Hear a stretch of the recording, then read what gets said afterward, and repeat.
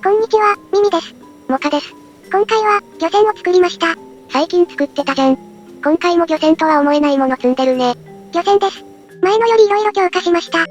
潜水艦への対処能力とか、お魚を捕まえる能力がアップしてます。それに太くなってるね。まあね。じゃあ、艦内を回ってみます。後で断面図も見せますが、入ってすぐにマイコンと装備があります。散らかってるね。直しやすいので問題なしです。じゃあ、下に降りてみます。操作盤っぽいのがあるね。操船室になってます。船の操作は、ここで全部できるようにしました。こっちが操船席で、反対側が兵器関連の操作席です。ボタン多くね。色々システムが載ってるからね。どうしてもボタンが多くなっちゃいました。で、すぐ横の部屋はエンジン室になってます。マイコンもそうですけど、修理すべきところには派手な色が塗ってあります。わかりやすいね。じゃあ、船の前の方に行きます。船の真ん中ら辺には、VLS を乗せました。全部で18発あります。結構多いのかな？船の一番前は、四方の弾薬庫になってます。ちなみに、いろんなところにある濃い赤のマイコンは、前作った報復システムのダメージ検知器です。またそれも搭載したんだね。もはや必須装備です。じゃ、一つ一つ機能を紹介していきます。まず、漁業関連の装備は、釣り竿と魚群探知機と漁網を搭載してます。魚群探知機と漁網が増えました。前はなかったんだ。前の船は釣り竿だけだったので、一匹一匹釣るのは大変でした。時間かかるね。どこに魚がいるのかも、よくわかんなかったです。なので今回の船は、漁網と魚群探知機を使って、たくさんお魚をゲットしようっていう船にしました。魚群探知機は、こんな感じで船を後ろから見た画面と、船を右側から見た画面で魚を表示してくれます。青点がお魚で、半径100メートルまで探知してくれます。まあ、便利そう。ちなみに、船が前に動いてると、魚は後ろに移動してる感じに見えます。漁網は、2つ搭載してます。速度を6メートル毎秒くらいに設定して、ここのキーボタンをオンにするだけで展開できます。簡単だね。こんな風に、自動で網が投入されます。クレーンの制御とか、気にしなくていいので楽です。あとは、姿勢が整ったら、網が展開されます。展開されると、結構大きいです。船よりでかいな。展開できたら、さっきの魚群探知機でお魚の振動を確認して、漁網の振動をそこに合わせます。あんまりいなさそうですが、50メートルに設定してみます。もちろん振動も、キーパッドに入力すれば自動で制御されます。ゆっくり沈んでってるね。こんな感じでお魚さんが取れたら、漁網と一緒に回収します。停船してから、キーボタンをオフにすると、回収しつつ漁網を格納できます。これも全部自動です。お魚の回収と漁網の格納までやってくれます。動き雑じゃない？多分大丈夫です。今回は時間が短かったせいで、5匹しか取れてないです。でかいのはいたね。まあ、漁業関連の装備はそんな感じです。前の船より、漁船らしくなりました。じゃあ、次は密漁船とか潜水艦対策を紹介します。前にも話しましたが、近くの村が密漁やってます。私のお魚が取られてます。そもそも耳の魚か？そうに決まってるじゃん。というか、お魚って全部猫のものです。なので、見つけたら魚をリリースさせたいです。そのために色々改良したので、紹介していきます。唐突ですが、最近アニメを見ました。本当に唐突だね。お話がハッピーオウムみたいなこと言ってました。まあ、コミュニケーションは大切ってことだと思います。そうだね。ということで、この船も SN 機を使って、コミュニケーションを取れるようにしました。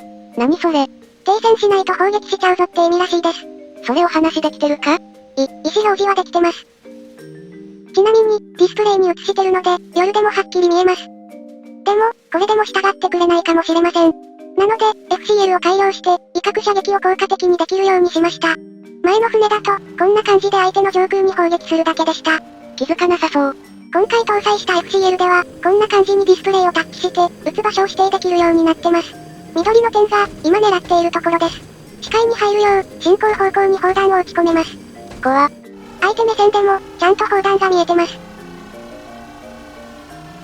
撃つ場所を指定できるので、これでも止まらないなら、エンジンを撃ち抜いたり、環境を撃ち抜きます。狙う場所を微調整できるようになったので、かなり便利です。あと、狙う場所を変えれるので、ボコボコにしやすいです。めった打ちだね。ちなみに、今回の船は速度もかなり強化しました。最大で、37.5メートル毎秒くらいまで出せます。赤が速度の設定、緑が実際の速度です。前の船は18メートル毎秒だったので、ほぼ2倍です。その上、速度を指定することもできるようになってるので、密漁船を追いかけやすいです。でも40メートル毎秒出せば逃げれそうだね。そうなったら普通にミサイル飛ばすだけなので、おとなしくお魚をリリースしてください。じゃあ次は、潜水艦対策を説明します。前の船だと、大砲とかを密輸してる潜水艦を沈めれませんでした。装備がなかったね。でも今回の船には、ソナーと対戦ミサイルを搭載してます。ソナーは、アクティブソナーとパッシブソナーどっちにも対応してます。こんな感じに、ソナーで潜水艦っぽい反応を見つけたら、ミサイルを発射します。タッチで撃ち込む地点を指定できます。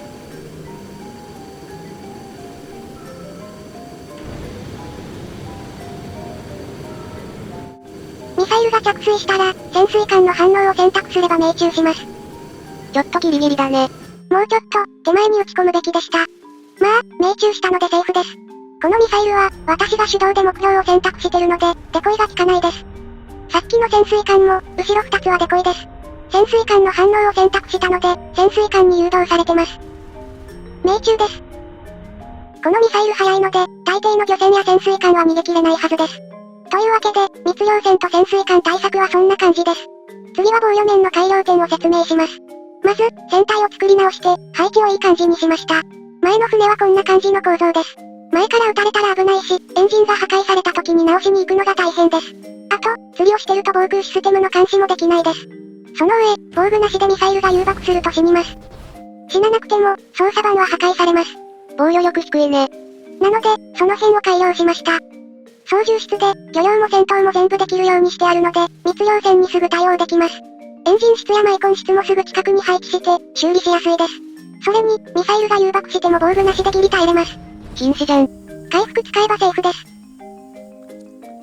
レーダー警報受信機も搭載してみました。レーダー波を検知すると、警報を出してくれます。大雑把に、ミサイルか FCR か捜索レーダーか判別もできます。映像の表示なら、ミサイルが飛んできてるかもって感じです。ミサイルっぽかったら、JAF を発射するようにもしました。こんな感じで、簡単なミサイルだったら騙せます。まあ、ないよりはいいね。防空システムと報復システムは、前の船と同じように搭載してあります。迎撃ミサイルは、ちょっと増やしました。3発増えたね。と言ってもまあ、メインは報復システムです。報復システムは、攻撃を受けると自動で作動するようになってます。こんな感じに、事前に設置したミサイルが村に向かって発射されます。ちなみにステルスミサイルです。迎撃むずそう。そして、このミサイルは放射能汚染を起こすようになってます。そういえばそんなこと言ってたね。でも、前の船では放射線対策がなかったので、今回の船にはつけてみました。と言っても、簡単な放射線警告ランプです。防護服なしで危険ならランプ1つ、防護服ありでも危険ならランプ2つが点灯します。単純だね。まあね。ということで、紹介は以上です。漁網がついた分、漁船っぽくなったような、なってないような感じだったね。漁船です。法律でも、漁業の取り締まりをしてて、魚をゲットする装備を積んでら漁船らしいです。ほんとかよ。それに作った私が漁船って言ってるので、漁船に違いないです。なら漁船か？そうだよ。じゃ、この船は漁船ということで、今回の動画はここまでです。ご視聴ありがとうございました。高評価とかチャンネル登録してくれたら嬉しいです。